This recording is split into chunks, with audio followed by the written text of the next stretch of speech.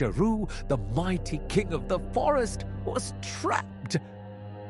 The more he struggled, the tighter the ropes became.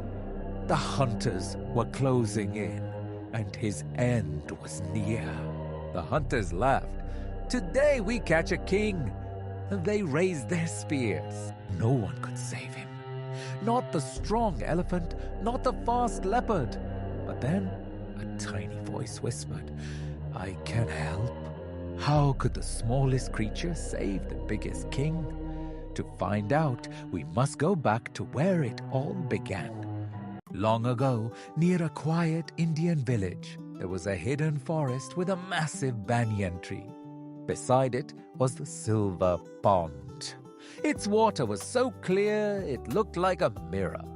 All the animals, the deer, the monkeys, and the birds lived in perfect harmony. Gajraj the elephant was the forest's protector. He used his trunk to keep everyone cool during the hot days. Sheru the tiger was the strongest. He was proud, but he was fair, at least for a while. One year, the monsoon rains never came. The sky turned a dusty orange, and the heat became unbearable. Day by day, the silver pond got smaller and smaller until only a muddy puddle remained.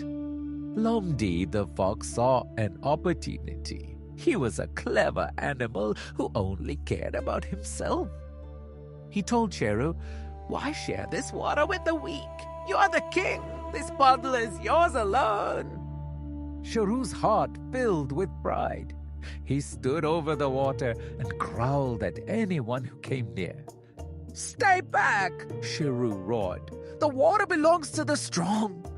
The smaller animals were terrified. They were dying of thirst, but they were too scared to drink.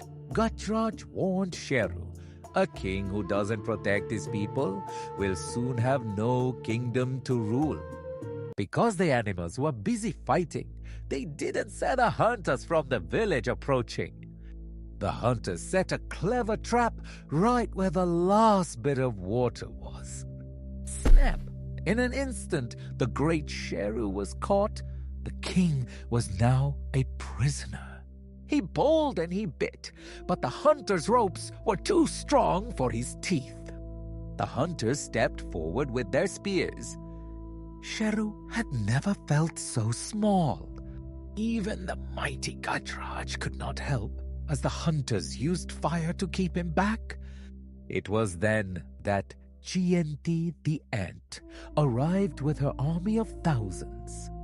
"Climb the ropes," she commanded. "Show the king the power of the small." Then thousands of tiny jaws began to chew through the thick village ropes. The monkeys threw fruits, and the birds pecked at the hunters to keep them away from the net. The net broke. Sheru was free. He roared, and the hunters ran for their lives. As the first rain began to fall, Sheru bowed his head to the tiny ant. "Forgive me," he said. From that day on, every animal, big or small, drank from the silver pond together. Friends, today Chinti saved my life. Yes, Sheru. That's why they say, never consider anyone small.